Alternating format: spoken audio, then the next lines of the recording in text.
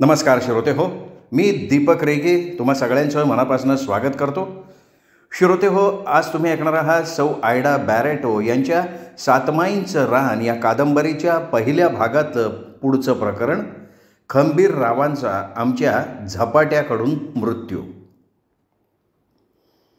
आमच्या दाजी काकांचे वडील खंबीरराव पवार ही एक तरेवाईक वल्ली होती. सामान्य उंचीच्या सावळ्या खंबीररावांना आपण कुणीतरी आहोत हे दाखवण्याची भारी हौस होती. त्यामुळे लोकांच्या नसत्या भानगडीत ते आपलं नाक विनाकारण खुपसत असत आणि त्यामुळे नंतर आपला आणि दुसऱ्याचा वेळसुद्धा वाया घालवत असत. तसे ते एक फार कष्टाळू शेतकरी होते. माझ्या आजोबांचे ते सगळ्यात जवळचे मित्र होते. माझ्या आजीचंही त्यांच्या पत्नीशी म्हणजे इंदू आजींशी फार पटत असे. माझी आजी कांता आजींपासून जितकी दूर होती तितकीच ती इंदू आजींच्या जवळ होती. आता तसा खंबीररावांचा आणि इंदू आजींचा संसार फार सुखात चालला होता. त्यांना एकच का होईना दाजीबा नावाचा मुलगा होता. सर्व काही ठीक चाललेलं असताना कुठल्याही गोष्टीवर विश्वास न ठेवता उलट त्या गोष्टीची चेष्टा करून हसणं या त्यांच्या वृत्तीमुळे त्यांचा घात झालेला होता. आता असं म्हणतात की निसर्गाच्या सानिध्यात अनेक गूढ गोष्टी दडलेल्या आहेत. त्याची उकल कोणी स्वतःहून करू नये, कारण कधी कधी त्यामुळे त्याचा वाईट परिणाम भोगावा लागतो आणि ते फार हानिकारक ठरतं. त्याचप्रमाणे एखाद्या गोष्टीवर आपला विश्वास नसला तर ती गोष्ट अस्तित्वातच नाही असं मानून त्या गोष्टीची चेष्टा करून ती गोष्ट खोटी ठरवू नये. आपल्याला पटत नसेल तर ती गोष्ट सोडून द्यावी. आमच्या इंदू आजींच्या खंबीररावांनी अशाच एका गूढ शक्तीशी खेळ केला होता आणि त्याचा परिणाम म्हणून त्यांना आपला जीव गमवावा लागला होता. इंदू आजींचे खंबीरराव तसे नास्तिकच होते. देवदेवतांवर तसंच भूताखेतांवर त्यांचा अजिबात विश्वास नव्हता. ती सर्व पुराणातली वानगी आहेत असं ते म्हणत. तसंच जगात किंवा माणसाच्या आयुष्यात जे काही घडतं ते त्याच्या कर्तृत्वानंच घडतं असं ते मानित. आता त्यांचं ते मत थोडंफार खरं असलं तरी जगात देवच नाही, भूतखेतं नाहीत असं मानणं फार चुकीचं आहे. अशा या खंबीररावांचा आमच्या सातमाईवर आणि आमच्या झपाट्यावर अजिबात विश्वास नव्हता. ते कधी हसत हसत माझ्या आजोबांना म्हणत, यशवंत, तुमच्या खोत पूर्वजांनी रचलेलं एक थोतांड आहे. अरे अशा सातमाई किंवा तुमचा तो झपाडा असं काही असतं का? अरे कोणा ब्राह्मणानं कोणाच्या जमिनीत देवीची मूर्ती पुरून नंतर ती काढून देवीचा दृष्टांत झाला म्हणून तिथं देऊळ बांधून आपल्या पोटापाण्याची सोय करावी ना, तसा तुमच्या सातमाईंचा आणि त्या झपाट्याचा प्रकार आहे. त्यावेळी माझे आजोबा त्यांना शांतपणे म्हणत, हे पहा खंबीर, तू माझ्या वाड्याच्या गोष्टीत पडू नकोस. अरे तुझा आमच्या सातमाईंवर आणि झपाट्यावर विश्वास नसला तरी आमचा आहे आणि तू त्यांच्याबद्दल बोललेलं मला चालणार नाही. मग तसे त्यावेळेपुरते खंबीरराव गप्प बसत असत. पण दुर्दैवानं एकदा काय झालं, आजोबा आणि त्यांचे मित्र सर्व जमून गप्पा मारत बसले होते. खंबीररावसुद्धा तिथे होते. तेव्हा बोलता बोलता तिथे आमच्या सातमाईंचा आणि झपाट्याच्या जेवणावळीचा विषय निघाला. तेव्हा खंबीरराव एकदम म्हणाले, यशवंत, अरे ज्या गोष्टी अस्तित्वातच नाही त्यांना रे तू कसल्या जेवणावळी घालत बसलायस? तू दरवर्षी एवढा खर्च करून त्यांच्या नावानं गावजेवण घालतोस, याला काही अर्थ आहे का? तेव्हा त्यांचा एक मित्र म्हणाला, खंबीर, माझा सातमाईंवर तिथल्या झपाट्यावर पूर्ण विश्वास आहे. अरे 7 वाजल्यानंतर सातमाई समई फुंकून झोपायला गेल्यावर झपाटा त्या बाभळीच्या रानात गाणं गात फिरतो आणि त्यावेळी कुणी तिथे गेलं तर त्याला झपाटतो, हे अगदी खरं आहे. अरे माझ्या आजीला त्याचा एकदा अनुभव आलेला होता. ते ऐकताच खंबीरराव एकदम उभे राहत म्हटले, अरे श्रीकांत, तू असं म्हणतोयस तर मी तुला आव्हान देतो. आज 7 वाजल्यानंतर मी त्या झपाटलेल्या रानात जाऊन पहाटे परत येईन. बघू मला तो झपाटा झपटतोय का. आणि जर मी सुखरूप परत आलो तर सर्व गावाला कळेल खोतांचा झपाटा आणि सातमाई या थोतांड आहेत. माझ्या आजोबांनी खंबीररावांना खूप समजावण्याचा प्रयत्न केला. शेवटी आजोबा म्हणाले देखील, हे बघ खंबीर, तू म्हणतोस तसा आमचा झपाटा अस्तित्वात नसेलही, ती आमची एक अंधश्रद्धा आहे. पण तरीसुद्धा तू त्या रानात जाऊ नकोस. अरे इंदू वहिनी आणि दाजी करता तरी जाऊ नकोस. तसं विनाकारण कुणालाही डिवचणं घातक असतं, माझं ऐक. परंतु खंबीरराव हट्टालाच पेटलेले होते. त्यांनी आपल्या मित्रमंडळी आणि गावासमोर आमच्या सातमाईला झपाट्याला खोटं ठरवायचं होतं. हां म्हणता बातमी गावात पसरली. ज्यावेळी इंदू आजीला हे समजलं त्यावेळी त्या आपल्या नवऱ्याचे पाय धरून रडत म्हणाल्या, अहो हा काय वेडेपणा तुम्ही करणार आहात. अहो तुम्हाला काय त्या खोतांच्या झपाट्याचं पडलं आहे. तुम्हाला काही झालं तर मी काय करणार. निदान माझा आपल्या दाजीचा तरी विचार करा. नाही मी तुम्हाला त्या रानात जाऊ देणार नाही. एवढं म्हणून इंदू आजी एकदम ओक्साबोक्षी रडत म्हणाल्या, अहो रात्री मी स्वप्नात माझ्या बांगड्या फुटलेल्या पाहिल्या हो. मी त्या धास्तीत असताना तुम्ही हे ठरवलं. तसं खंबीरराव आपल्या इंदूला जवळ घेत म्हणाले, इंदू अगं तू उगाच घाबरतीयस.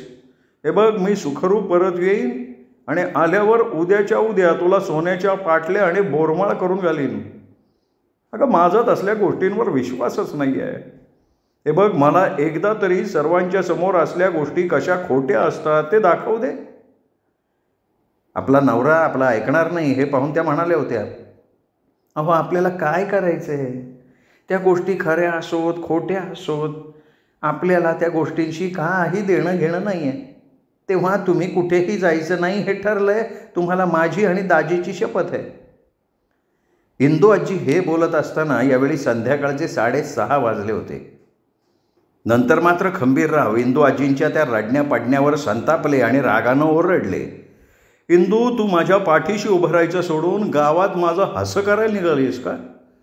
अगं उद्या गावकरी म्हणतील खोतांचा झपाटा खरा आहे म्हणून खंबीर घाबरला.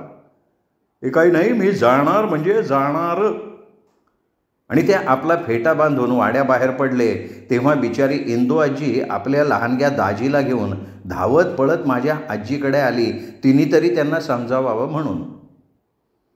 तेव्हा अख्खी मांजरीवाडी आमच्या वाड्यात जमली होती.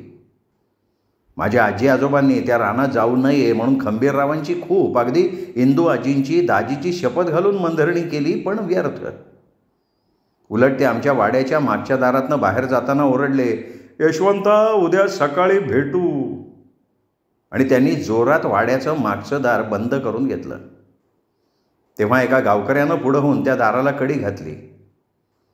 तेव्हा घड्याळात बरोबर 7 वाजले होते आणि सातमाई आपल्या समोरची समई विझवून झोपायला निघून गेल्या होत्या. आमचा झपाटा त्यावेळी हळूच झाडावरनं खाली उतरलेला होता. खंबीरराव आमच्या त्या झपाटलेल्या बाभळीच्या रानात गेले तेव्हा सगळं गाव आमच्या वाड्यात जागाच होता. इंदू आजी आमच्या आजीला धरून रडत आपलं काळीज हातात घेऊन बसल्या होत्या. आता आमच्या त्या बाभळीच्या रानात झपाटा होता ही गोष्ट खरी होती. तसं आमचं त्या झपाट्याचं एक होतं. कोणी काही माहीत नसताना रात्री त्या रानात गेलं तर झपाटा त्याला काही करत नसे, पण कोणी जाणून बुजून तिथं येऊन त्याच्या फिरण्यात व्यत्यय आणला तर तो तरी त्या व्यक्तीला कसा सोडणार होता. त्या रात्री खंबीरराव आमच्या झपाट्याला शिव्या घालत त्याला समोर यायचं आव्हान देत होता आणि सर्व गाव आमच्या वाड्यातनं ते ऐकत होता. तरी कुठेच काहीच घडलेलं नव्हतं. त्यामुळे का कोणास ठाऊक सर्वांनाच फार बरं वाटलं होतं. त्यात इंदू आजीचं रडणंसुद्धा आता थांबलं होतं. त्यावेळी आमचे आजोबा काळजीनं सर्व गावकऱ्यांना म्हणाले होते, आमचा झपाटा खरा असो वा नसो पण खंबीर नीट सुखरूप परत येऊ दे. त्यावर सर्व गावकऱ्यांनी आपल्या माना हलवल्या होत्या. शेवटी एकदाचे पहाटेचे 5 वाजले आणि माझ्या आजोबांनी वाड्याचे ते बंद दार घाईघाईनं उघडलं तेव्हा खंबीरराव वाड्याच्या आत येत हसत हसत म्हणाले, पाहिलं का गावकरी हो, खोतांचा झपाटा सातमाई सगळं थोतांड आहे थोतांड. बघ इंदू मी सुखरूप परत आलो बघ. आणि लिंबोणी काका एकदम पुढे होऊन म्हणाले, छे काका, तुमचा नसला तरी आमच्या सातमाईवर आणि झपाट्यावर आमचा विश्वास आहे बरं का. तेव्हा माझे आजोबा म्हणाले होते, अरे जाऊ दे पोरा, ही ज्याची त्याची श्रद्धा आहे. आपला खंबीर परत आला ना तेच आपल्यासाठी पुष्कळ आहे. माझे आजोबा असं म्हणत असतानाच एकदम कुणीतरी खंबीररावांना त्यांच्या ढोंगणावर लाथ मारून खाली पाडलं होतं. कुणी बाई खळखळून हसत म्हणाली होती, मुडद्या, म्या तुला समद्या गावासमोरच धावतू, म्या कोण आहे.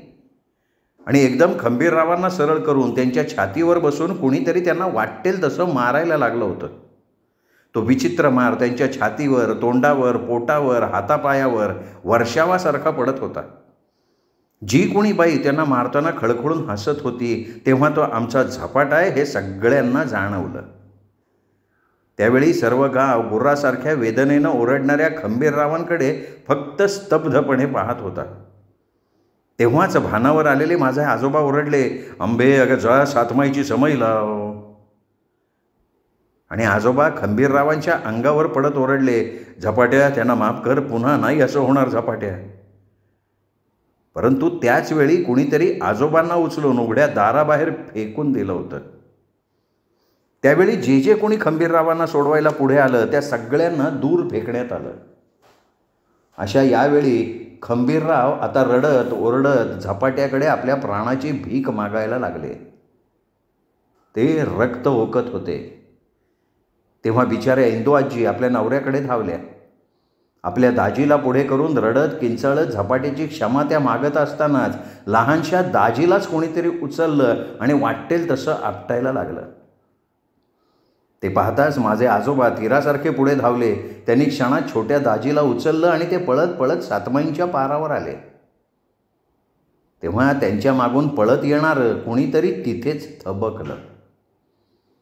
आजोबांनी सरळ त्या लहानग्या दाजीला सातमाईंच्या समोर लोटून ते ओरडले, सातमाईंनो, या लहानग्याची काही चुकी नसताना झपाटा ह्याच्या मागे लागलाय, त्याचं रक्षण करा. तेव्हा लहान दाजी त्या पारावर बेशुद्ध होऊन पडला होता. त्यांच्या मागे धावत आलेल्या आजीला ते म्हणाले, अंबे दाजीकडे बघ. आणि ते तसेच पळत वाड्यात आले. त्यांनी पाहिलं तर इंदू वहिनी बेशुद्ध पडल्या होत्या आणि खंबीररावांचे हातपाय तो गुर्रासारखा ओरडत असताना झपाट्यानं ते उलटे फिरवून मोडून टाकले होते. नंतर त्यांची मानही गचकन फिरवलेली होती. तेव्हाच रक्तानं माखलेले खंबीरराव क्षणात वेडेवाकडे होऊन थंड झालेले होते. तो सगळा भयानक प्रकार बघून सर्व गावकरी घाबरून वाड्याबाहेर ओरडत पळाले होते. त्यावेळी खरोखरच आमच्या इंदू आजीच्या बांगड्या फुटल्या गेल्या होत्या. खंबीरराव थंड झाले आणि कोणीतरी बाई हसत हसत बाभळीच्या रानाकडे निघून गेली होती. तेव्हा आमच्या इंदू आजीचं कपाळ फुटलं होतं तरी आमच्या सातमाईंनी दाजीला वाचवलं होतं. त्या भयंकर प्रकारानं हतबुद्ध झालेल्या मला आजीनं सातमाईंची समई न पेटवता सुद्धा माझ्या आजोबांनी दाजीला त्यांच्या पायावर लोटलं. तेव्हा ती समई आपोआप पेटून सातमाईंनी दाजीचे प्राण वाचवले होते. पण झपाट्याची मुद्दाम खोड काढून त्याला खोटं ठरवू बघणाऱ्या खंबीररावांचं रक्षण मात्र त्यांनी केलेलं नव्हतं. आणि हा ज्याचा त्याचा न्याय होता. काही एक कारण नसताना खंबीररावांनी आपले प्राण नाहक गमावलेले होते. अशा या घटनेनंतर आजपर्यंत कुणीही आमच्या सातमाईवर आणि झपाट्यावर कधीच अविश्वास दाखवलेला नव्हता. तसा पूर्वीपासूनच त्या सगळ्यांचा त्याच्यावर विश्वास होताच. माझी आजी सांगते, त्यावेळी तरुण इंदू आजी फक्त तिला धरून आंबे हे काय झाले ग, काय झाले ग म्हणून ढसाढसा रडत राहिल्या होत्या. रागावलेल्या झपाट्यानं 4-5 बाभळीची झाडं मुळासकट उपटून दूर फेकून दिली होती. नंतर आजोबांनी झपाट्याला शांत करण्यासाठी त्याला लुगडं, खण, बांगड्या देतो आणि गाव जेवण घालतो असं ओरडून सांगितलं. त्यानंतर ते सगळं थांबलेलं होतं. आपल्या पतीच्या मृत्यूनंतर आमच्या इंदू आजी लंगड्या किन्ना काकांच्या कांती आजीसारख्याच लहान दाजीला घेऊन खंबीरपणे उभ्या राहिल्या होत्या. त्यांनी शेतात खापणाऱ्या रामोशांच्या मदतीनं आपल्या लहान दाजीला आणि आपल्या वाड्याला नीट सांभाळलेलं होतं. त्यावेळी त्यांच्याकडे परसू नव्हता. दाजी काका मोठे झाल्यानंतर त्यांचं लग्न झालं. त्यावेळी आंबाच्या जत्रेत तो कोल्हापूरला इंदू आजीकडे आला होता. या घटनेनंतर माझे आजोबा एकदा रात्री जेवताना आजीला सहज म्हणाले होते, अंबे, कृष्णेश्वर आणि खंबीर गेला, आता कोणाची पाळी आहे. ते ऐकून माझी आजी शहारून एकदम म्हणाली होती, अहो असं बोलू नका, आता पुन्हा काही अभद्र घडणार नाही. परंतु ते घडलं होतं. आणि आता कोणाची पाळी आहे असं म्हणणाऱ्या आजोबांना त्यावेळी आता आपलीच पाळी आहे हे कळालेलं नव्हतं. आता कधीकधी काय होतं, आपल्या नशिबात काय लिहिलं आहे हे कोणाला माहिती नसतं आणि अचानक ते समोर आलं की जीवन जगणं अतिशय नकोसं होऊन जातं. माझ्या आजीचं तसंच झालं होतं. आता योगायोग असा होता की कांता आजी आणि इंदू आजीसारखंच आता आपल्यालाही एकटीनं जीवन जगावं लागणार आहे याची काही कल्पना त्यावेळी आजीला आलेली नव्हती. तुम्हाला माहिती असेल, माझ्या आजोबांना कुस्ती आणि बैलाच्या धावण्याच्या शर्यतीचं विलक्षण वेड होतं. तरी माझे चांगले आजोबा या आपल्या नादासाठी कधीही आपला वाडा सोडून कुठं बाहेर गेलेले नव्हते. फक्त शिरगुप्पीत कधी कुस्त्यांचं फड किंवा बैलांच्या पळण्याच्या शर्यती असल्या की तेव्हा मात्र ते न चुकता तिथे जात. पण दुसऱ्या कुठल्याही गावात ते कधी गेले नव्हते. मात्र व्यापारानिमित्त तंबाखूच्या आणि कापसाच्या गठडे घेऊन कधी कोल्हापूर सांगलीला जात. तिथे मात्र कुस्तीचे फड उभे असले किंवा बैलांच्या धावण्याच्या शर्यती असल्या तर आपला मुक्काम 4-5 दिवस वाढवीत आणि गावाला जाणाऱ्या कोणाकडे तरी आजीकडे निरोप पाठवीत. समजा त्यांनी असा निरोप पाठवला नाही, त्यांना यायला उशीर झाला की आजीला कळायचं की स्वारी आपल्या कुस्तीच्या नादात किंवा बैलांच्या शर्यतीत रमलेली आहे. त्या वाईट रात्री आजीला एक विचित्र स्वप्न पडलं होतं. तिने स्वप्नात पाहिलं की खूप बायकांमध्ये जी बसली होती आणि एक तरुण स्त्री सगळ्यांना कुंकू लावत होती. ती तरुण स्त्री आजीजवळ आली. तशी आजी जरा पुढे सरकली, मात्र ती तरुण स्त्री आजीला कुंकू न लावता पुढे जात म्हणाली, आंबे मी तुला कुंकू लावणार नाही. आणि आजी स्वप्नातनं जागी झाली. कामाच्या गडबडीत आजीनं त्या स्वप्नाचा विशेष असा विचार केला नव्हता. तरीही तिला कसं तरीच झालं होतं. त्याच्या दुसऱ्या दिवशी अगदी पहाटे माझे आजोबा तंबाखू घेऊन लॉरीनं निप्पाणीला निघाले. त्यावेळी आजी त्यांना दारापर्यंत सोडायला आली. तेव्हा आजोबा म्हणाले, आंबे जर मला यायला उशीर झाला तर चिंता करू नकोस. अगं ते व्यापारी माल लगेच घेतात पण व्यवहार करताना फार घासाघीस करतात, त्यासाठी कदाचित मला उशीर होईल. तशी आजी म्हणाली होती, ठीक आहे, आणि तसंही तुमच्याबरोबर दुसरे गावकरी आहेत ना, मग मला चिंता नाही, तरी सांभाळून या. आणि आमचे आजोबा लॉरीमध्ये बसून निघाले होते. ते गेले आणि आजी सुपात ज्वारी घेऊन पाखडत बसली. तेव्हाच लहानगा नागो मागील दाराहून धावत धावत येत आपल्या आईच्या गळ्यात पडत म्हणाला, आये, बाप परत येणार नाही म्हणून सातमाई रडतायत. हे त्या लहानग्याच्या तोंडातून ऐकल्याबरोबर माझी आजी विलक्षण घाबरली होती. ती तशीच उठून आपला कुंकवाचा करंडा घेऊन धावतच सातमाईंच्या पाराकडे आली आणि दचकली होती. तिथे नेहमी तेवत असणारी ती सातमाईंसमोरची समई आता विझलेली होती. आजीला माहीत होतं की ह्या समईचं असं विझणं म्हणजे फार मोठं संकट येणार आहे. त्या संकटाची ही पूर्वसूचना असते. ती रडतच त्या सातमाईंच्या पारावर बसली. तेव्हा आनंदी, रामदास, शिवा, नागो, विठ्ठल ही सर्व आजीची लहानगी आपल्या रडणाऱ्या आईकडे बावरून बघत उभी होती. आजीनं रडत रडत ती समई पुन्हा पेटवली, पण ती पुन्हा विझली. माझी आजी ती समई थरथरत्या हाताने पुन्हा पुन्हा पेटवत होती आणि वारा नसताना देखील ती समई पुन्हा पुन्हा विझत होती. तसा आजीनं रडत रडत आपला कुंकवाचा करंडा घेतला. आपलं मंगळसूत्र आणि बांगड्या काढून त्या सातमाईंसमोर ठेवत हात जोडून म्हणाली, माझ्या 7 आयांनो, माझं कुंकू, बांगड्या, मंगळसूत्र मी तुमच्याजवळ ठेवलं आहे, ते सुरक्षित ठेवा. यांना सुखरूप वाड्यात परत आणा.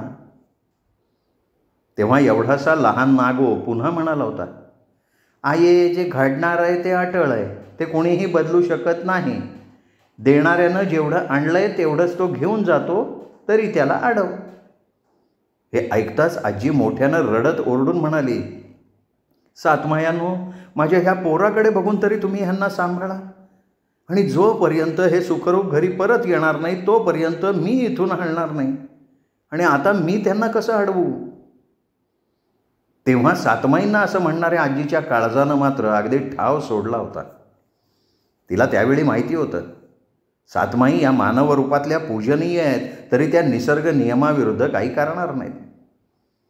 तेव्हा अचानक आजीला आठवलं, रात्री त्या स्त्रीनं आपल्याला कुंकू लावलेलं नव्हतं, तसंच तिला हेही आठवलं की काल दुपारी ती भाकऱ्या करत असताना कोणीतरी तिला मागल्या दारावरनं आंबे अशी हाक मारून आजोबांना पाठवू नकोस असं म्हणाल्याचा भास झाला. तेव्हा दुपारी ती भाकरी खाणाऱ्या आपल्या नवऱ्याला म्हणाली सुद्धा होती की अहो तुम्ही उद्या निपाणीला गेला नाही तर चालणार नाही का. तेव्हा तिने त्या भासाबद्दल आजोबांना सांगितलं, पण त्यावेळी आजोबा हसत हसत म्हणाले, आंबे तुम्हा बायकांचं हे असंच असतं बघ. अगं आम्ही 4 जण निपाणीला जाणार आहोत. कालच लॉरी बघून माल भरला आहे. त्यात व्यंकटेश आजोबा आमच्याबरोबर आहेत ना. तंबाखूच्या विक्रीचा सौदा झालेला आहे, फक्त पैसे घेऊन यायचे. तसं त्यावेळी आजी काही बोलली नव्हती. आम्हा शेतकऱ्यांचं एक असतं, शेतातलं कुठलंही पीक उतरवलं की ते लगेच बाजारात विकावं लागतं, कारण आलेलं पीक जर नीट ठेवलं नाही तर ते खराब व्हायचा संभव असतो. त्यामुळे वर्षभर ठेवून ते सडण्याचा कुठलाही शेतकरी धोका घेऊ शकत नाही. आत्ता देखील आजोबा आपल्या पत्नीचं उतरलेलं तोंड पाहून कदाचित त्या दिवशी न जाता 2 दिवसांनी निघाले असते, पण कालच तंबाखूच्या गठड्या लॉरीत ठेवल्या होत्या आणि त्या लॉरीचं भाडं 5 जणांत वाटलं जाणार होतं. त्यामुळे आजोबांना जावंच लागणार होतं. त्यावेळी इथे सातमाईच्या पारावर बसलेल्या आजीला वाटलं होतं की जर आपला नवरा आज वाड्यात असता तर येणाऱ्या संकटातनं सातमाईनी त्यांना सांभाळलं असतं. पण आता ते त्यांच्या कक्षेबाहेर होते. कदाचित म्हणूनच ते त्यांना त्यांच्या कक्षेच्या बाहेर पाठवत नव्हत्या, पण आता वेळ निघून गेली होती. आता आपला नवरा कधी एकदा परत घरी येतो असं आजीला झालं होतं. ती तशीच आपल्या मुलांना घेऊन सातमाईंसमोर रडत बसून राहिली होती. इकडे निपाणीला 12 वाजण्याच्या सुमाराला आजोबांचा सर्व व्यवहार पुरा होऊन तंबाखू विक्रीचे पैसे त्यांच्या हातात मिळालेले होते. व्यंकटेश आजोबाई पैसे घेऊन बाजारात गेले होते. तेव्हा त्यांच्याबरोबर गेलेल्या त्या 3 शेतकऱ्यांच्या मालाची विक्री अजून व्हायची होती. त्या सर्वांनी मिळून भाडं ठरवून शिरगुप्पीची लॉरी केल्यामुळे त्याच लॉरीतनं ते सर्वजण मांजरीवाडीला परत निघणार होते. नंतर थोडा वेळ आहे म्हणून आजोबा तिथल्या बाजारात गेले. त्यांनी आपल्या छोट्या आनंदीसाठी चांदीचे पैंजण आणि नाकात घालायची खड्याची चमकी घेतली. आजीसाठी 2 लुगडीसुद्धा घेतली. तसंच मुलांसाठी काही बाई घेऊन भरपूर मिठाई घेतली. नंतर एका चहा भजीच्या हॉटेलात जाऊन चहा आणि भजी हाणली. ते पुन्हा लॉरीजवळ आले. तेव्हा त्या 3 शेतकऱ्यांच्या मालाची विक्री होऊन तेही लॉरीजवळ थांबलेले होते. व्यंकटेश आजोबासुद्धा खरेदी आटोपून लॉरीजवळ आले होते. ते सर्वजण लॉरीत चढले तेव्हाच निपाणीचा एक शेतकरी येऊन लॉरी ड्रायव्हरला म्हणाला, अहो लॉरीवाले, पाहुण्यांना घेऊन निघाला. अहो आज आमच्या निपाणीतल्या सर्वात चांगल्या बैलांची धावायची शर्यत आहे. आत्ता त्या मैदानात सुरू होईल. तेवढी शर्यत बघा आणि निघा. अहो रोज रोज अशी शर्यत नाही बघायला मिळत. एवढं बोलून तो शेतकरी घाईघाईने निघून गेला. तेव्हा रामश्या लॉरीवाला खाली उतरून त्या सगळ्यांना म्हणाला, राव मग काय शर्यत बघून निघायचं का. सगळ्यांनी माना हलवल्या. तिथल्या जवळच्या मैदानात माणसांची प्रचंड गर्दी उसळली होती. रामश्या ड्रायव्हर म्हणाला, तुमचं सगळं सामान इकडे आत ठेवा, काळजी करू नका, शर्यती संपल्या की निघू. इकडे लॉरीतून खाली उतरणाऱ्या आजोबांना अचानक भास झाला होता की सातमाई त्यांना जाऊ नका म्हणून अडवतायत. तसं त्यांना वाटलं आपण शर्यत बघायला जाऊ नये. वाड्यात तर सगळं ठीक असेल ना. पण ते एकटेच त्या लॉरीत बसून काय करणार होते, म्हणून नाईलाजानं ते खाली उतरले. तेव्हाही त्यांना अडवणारा तो भास पुन्हा पुन्हा त्यांना होऊन ते भयंकर अस्वस्थ झाले असताना व्यंकटेश आजोबा म्हणाले, अरे यशवंता चल केली का, आता शर्यत सुरू होईल. तेव्हा नाईलाजानं आजोबा त्यांच्याबरोबर निघाले. तेव्हा दुपारचे बरोबर 3 वाजलेले होते. माझे आजोबा अस्वस्थ मनस्थितीतच त्या शर्यतीच्या मैदानात पोहोचले. तेव्हा तिथे प्रचंड गर्दी उसळलेली होती. गोलाकार मैदानात जागोजागी खांब पुरून त्यावर पताका लावल्या होत्या. त्या गर्दीत आल्यावर मात्र आजोबा आपला अस्वस्थपणा विसरले. तिथे शर्यतीसाठी आलेले सर्वच बैल अगदी उंच पुरे, उमदे, चांगल्या जातीचे होते. त्यावेळी आमच्या आराकाकांकडे लवकुश नव्हते. त्यांचं लग्न झाल्यावर त्यांनी ते घेतले होते.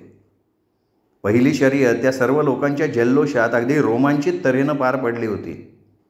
तो बैल जिंकता जिंकता दुसऱ्याच बैलानं बाजी मारली होती. नंतरच्या सर्व शर्यती छान पार पडल्या होत्या. टाळ्यांच्या गजरात आणि जयघोषांच्या गर्जनात त्या जिंकलेल्या बैलांना ढाली देण्यासाठी नेत असताना कुणीतरी वात्रट पोरानं त्या बैलांच्या मध्ये फटाक्याची माळा लावून फेकली. त्या फटाक्याच्या आवाजानं ते सगळे बैल बिथरले, उधळले, माणसांची पळापळ झाली. त्या माणसांच्या पळापळीत एक वृद्ध ग्रहस्थ खालीच पडला. तेव्हा एक मस्तवाल बैल एकदम त्याच्या अंगावर धावून आला. आता तो बैल त्या वृद्धाला तुडवून त्याच्या छातीत आपली शिंग खोपसणार, तेवढ्यात आजोबांचं लक्ष त्या वृद्धाकडे आणि त्या उधळत येणाऱ्या बैलाकडे गेलं. तो वृद्ध बिचारा उठायची धडपड करत होता, तर त्याला चटकन उठता येत नव्हतं. आजोबांनी तो आणीबाणीचा प्रसंग ओळखून स्वतःच्या जीवाची पर्वा न करता सरळ पुढे होऊन त्या मस्तवाल बैलाची टोकदार शिंग पकडून त्याला मागे रेटायला सुरुवात केली होती. तेव्हा तिथल्या लोकांनी त्या वृद्धाला चटकन उठवलं, बाजूला घेऊन गेले आणि कुणी आजोबांच्या मदतीला जाण्यापूर्वी त्या बैलानं एकच धडक मारून आजोबांना दूर उडवलं आणि क्षणात त्यांच्या जवळ जाऊन त्यांच्या पोटात आपली टोकदार शिंग पुन्हा पुन्हा खुपसली. आजोबा ओरडत असताना त्यांची आतडीच त्या बैलानं बाहेर काढली होती. माझे आजोबा रक्तबंबाळ स्थितीत तडफडत दवाखान्यात नेण्यापूर्वीच गेले होते. त्या शेवटच्या क्षणी त्यांना आपल्या पत्नीची, मुलांची आठवणसुद्धा काढायला वेळ मिळाला नव्हता. माझे आजोबा त्या वाईट वेळी आमच्या सातमाईंच्या वाड्यापासून, आपल्या बायको मुलांपासून दूर त्या निप्पाणीच्या शर्यतीच्या मैदानात मरून पडलेले होते. त्यांनी आपल्या कुटुंबासाठी घेतलेल्या सर्व वस्तू त्या लॉरीतच होत्या, ते मात्र लॉरीत नव्हते. तेव्हा आमची आनंदी आत्या 14 वर्षांची होती. रामदास काका अवघे 12 वर्षांचे होते आणि त्यांच्या खालोखाल बाकीचे सगळे.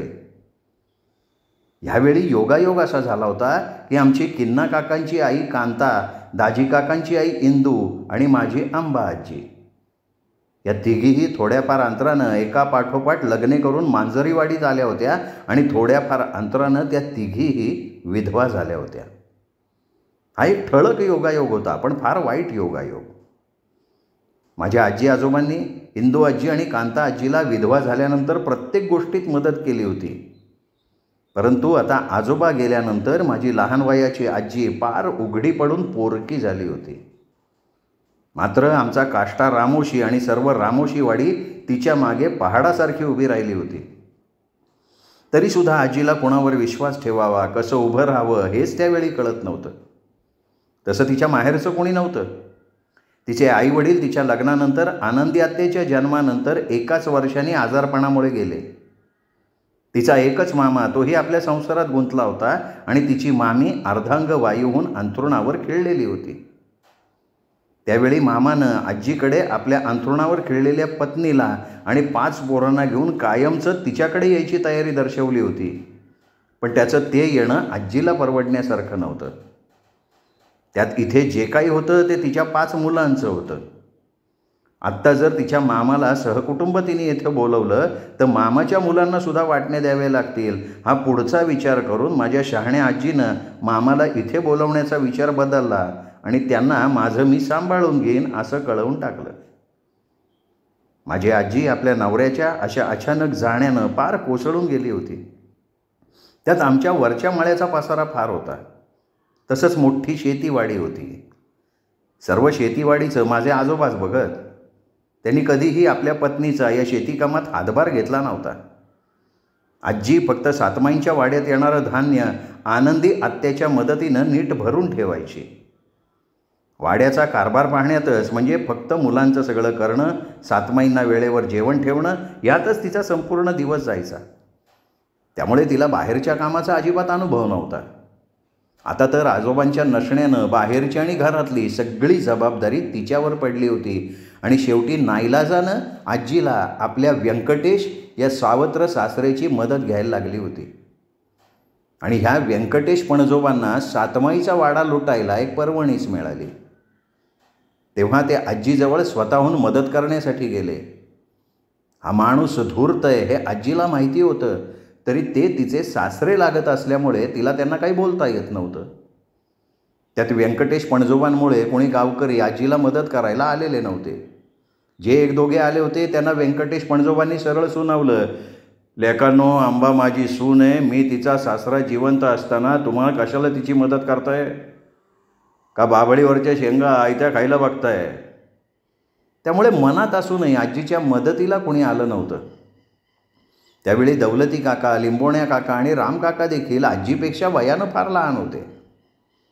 त्यावेळी आमच्या व्यंकटेश पणजोबांनी सातमाईंचा कारभार आपल्या हातात घेतला आणि तेव्हा ते आजीला प्रथमच म्हणाले होते, अंबे, तुझ्या शेतीचा कारभार फार मोठा आहे. तेव्हा तू एक काम कर, तुमची शेतीवाडी मला विक. मी तुमच्या पोटाला भाकरी देईन. म्हणजे बघ, काही न खपता तुझ्या गाठी 4 पैसे असतील, काही कष्ट न करता तुम्हाला भाकरी मिळेल. त्यावेळी स्पष्ट बोलणारी माझी आजी त्यांना म्हणाली, मामनजी, तुम्हाला आमची शेती विकून उद्या माझी पोरं मोठी झाल्यावर आपल्याच शेतात तुमची मजुरी करायला त्यांना पाठवू का? अहो, आज ती लहान आहे. उद्या मोठी झाल्यावर आपल्या बाची जमीन ती सांभाळतील. नका काळजी करू तुम्ही. अहो, आपण शेतकरी आपली भाकरी आपल्या कष्टानं खातो, कुणाकडे हात पसरून नाही बरं. त्यावेळी आजीचा एकूण रागरंग बघून व्यंकटेश पणजोबा गप्प बसले होते.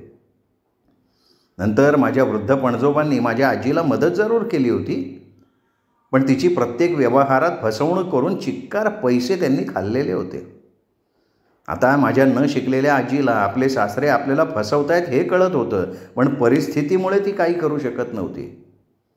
काष्टा रामोशी, त्याची मुलं कुलू आणि किरय्या तिच्या शेतात मर राबत असले तरी व्यवहारातले जमा खर्चाचे त्यांना काडीचंही ज्ञान नव्हतं. आजीला इतरांकडनं कळत होतं की बाजारात धान्याच्या पोत्यांचा बाजारभाव चांगला असूनसुद्धा व्यंकटेश पणजोबा तिच्या हातावर मात्र अगदी कमी पैसे ठेवत. म्हणजे 10 गोणी धान्य असेल तर 2च गोणीचे पैसे तिला देत. तरी ती काही करू शकत नव्हती. आजीने त्यांना विचारलं तर ते सरळ म्हणत, गावकऱ्यांचं मला काही सांगू नको. मी तुला मदत करतो म्हणून त्यांचे डोळे फुटतात. आणि आंबे, मी ह्याच भावानं धान्य विकलं, पैसे तुला दिले. त्यामुळे आजीला त्यांना काही बोलताही येत नसे. त्यावेळी सदाप्पा काकांचे वडील दुसरे बुजुर्ग शेतकरी होते, परंतु सातमाईंच्या आंबेला मदत करणं म्हणजे व्यंकटेश खोतांवर अविश्वास दाखवणं हे त्यावेळचं समीकरण ठरलेलं होतं. उगीचच कोणालाही व्यंकटेश खोतांचा वाईटपणा नको होता. त्यामुळे आजी आपली होणारी फसवणूक बघत गप्प बसली होती. तिला कुणीही मदत केली नव्हती. तरीसुद्धा आजी आपल्या दुःखातनं जरा सावरल्यावर तिने शांतपणे विचार केला होता. तिला आता तिच्या शेतातल्या धान्याची अशी फसवणूक करून घेणं परवडण्यासारखं नव्हतं. त्यात कांता आणि इंदू आजीनं तिलाच व्यवहार ज्ञान शिकवलं. त्यामुळे नंतर तिने आपल्या शेतीचा व्यवहार स्वतःच करायचं ठरवलं. माझ्या बुद्धिमान आजीला सर्व काही लगेच जमलंसुद्धा. आजी बैलगाडीतून आपली धान्याची पोते घेऊन काष्टा रामोशी, रामदास काका आणि शिवा काकांसह शिरगुप्पीला जायची. तिथे धान्याच्या गोण्या स्वतःच व्यापाऱ्यांना विकून हाताची बोटं मोडून व्यवहार पूर्ण करायची. तशी तिथल्या इतर शेतकऱ्यांनी तिला मदत केली होती म्हणा. त्यावेळी माझ्या तरुण आजीनं तो सर्व व्यवहार तिथल्या तिथे रामदास आणि शिवा काकांना शिकवला होता. पुढे नंतर आजीला हे सगळं जमत गेलं. त्यानंतर व्यंकटेश पणजोबा 2 वर्षांनी घटसर्प होऊन गेले होते. कदाचित सातमाईंच्या वाड्याचं असं लुटून खाल्लेलं अन्न त्यांना गिळवलंच नसावं. पुढे आमच्या आजीची मुलं भराभर वाढून आपल्या आईच्या हाताखाली आली होती. आता आमच्या वरच्या माळ्याचं पुराण ऐकलंत ना. आता मी तुम्हाला आमच्या खालच्या माळ्याच्या खोतांकडे घेऊन जाणार आहे. श्रोते हो, उद्याचं प्रकरण आहे खालच्या मळ्याचे खोत, दौलती खोत. श्रोते हो, भेटूयात उद्या पुन्हा सौ आयडा बॅरेटो लिखित सातमाईंचं रान या कादंबरीच्या पहिल्या भागाच्या पुढच्या प्रकरणासह. तोपर्यंत नमस्कार मित्र.